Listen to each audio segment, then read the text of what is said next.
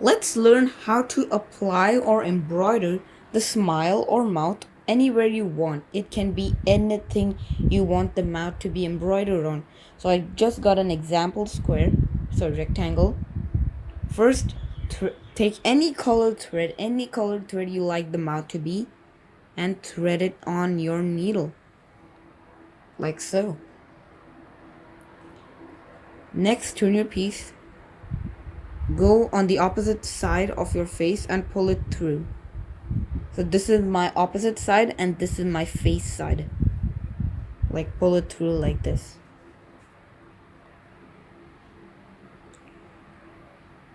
Then turn your piece, making sure it's on the face side.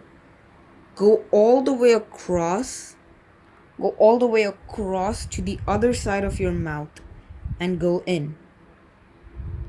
But don't pull it too tight, because now we want to embroider the smile. We've embroidered one line, now we want to embroider like the smile. Then come out through the center of your mouth, just one stitch down. Come out through the center of your mouth and then just go across it. Go across the mouth. Go across the mouth and go into the same center where you went. And then pull it tight.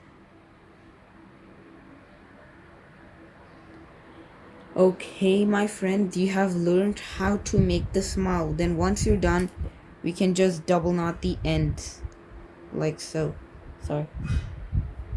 Yeah, here. We can double knot the ends once we're done. So just double knot. I just trimmed my tail ends short. I'm gonna just double knot them.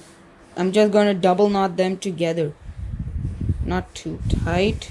Making sure you have to keep the smile how it is.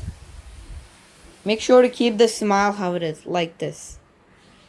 You can use the smile or this technique anywhere you want, on any project.